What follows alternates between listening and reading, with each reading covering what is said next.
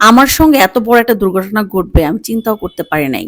আর আজকে একটু ভালো মন্দ রান্না করব, ভাবলাম আপনাদের সাথে ব্লগটা শেয়ার করি। যাই হোক, এতে একটু পোলাও বসিয়ে দিলাম। পোলাওর জন্য পানি নিয়েছি আমি, গরম পানি। এত বড় একটা অ্যাক্সিডেন্ট ঘটবে আমি চিন্তা করি না, আর আমি এত ভয় পেয়েছিলাম বলার বাইরে। আমার আবার আগুন শুট হয় না, আমি রান্নাঘরে গেলে কোথাও না কোথাও একটা না একটা দুর্ঘটনা ঘটেই। ওইটা হাত পুড়ে যায়, না হলে পা পুড়ে যায়, না মুখের মধ্যে ছিটা আসে।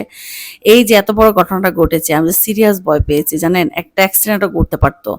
যাই হোক, এই তো আমার ঈদের পরে ফার্স্ট গরুর মাংস রান্না ছিল এটা আমার বাসায়। আমি আসলে তো এবার গরু কোরবানি দেই নাই, খাসি কোরবানি দিয়েছি। আমি খাসির মাংস খাই না। তো ওই যে বলে না, ভাগ্যে থাকলে ঠেকায় কে। আপনাদের ভাইয়ার ফ্রেন্ড আমার বাসায় প্রায় 5-6 কেজির মতো গরুর মাংস পাঠিয়েছে কালকে রাত্রে। তো ভাবলাম একটু গরুর মাংস রান্না করি, একদম সাদা গরুর মাংস যেটাকে বলে, মশলা একদম হালকা দিয়ে। আর সাদা পোলাও, প্লেন পোলাও যেটাকে বলে, ঝরঝরা পোলাও, এটা দিয়ে আজকে আমরা দুপুরবেলা খাবো। যাই হোক, তারপর এখান থেকে বের হয়ে গেলাম বাসা থেকে। আমি জিমে চলে গিয়েছিলাম। এই তো রিস্কায় উঠে গেলাম, আর জিমে যাব 3:30 বাজে। আর ওইখান থেকে একটু আরেকটা কাজ আছে আমার, আমি একটু পার্লারে চলে যাব। অনেক দিন ধরে নিজের টেক কেয়ার নেওয়া হয় না, সো ভাবলাম একটু পার্লারে যাবো, যেহেতু তাড়াতাড়ি করে বের হয়ে যায়। বাচ্চাকে মানে গোসল করিয়ে, খাওয়া দাওয়া শেষ করিয়ে, ঘুম পাড়িয়ে দিয়ে আমি চলে গেলাম জিমে। আর এই তো রিল্যাক্স করতেছে 3 ফ্রেন্ড মিলে।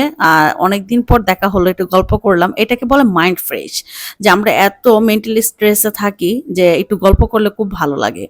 যাই হোক, ওরা ব্ল্যাক কফি অর্ডার করলো আর আমি রেগুলার কফিটা অর্ডার করলাম। আমি আসলে কি বলে, ব্ল্যাক কফি আর রং চা, এটা খাইলে আমার কাছে মনে হয় ফকিন্নি ফকিন্নি। যাই হোক,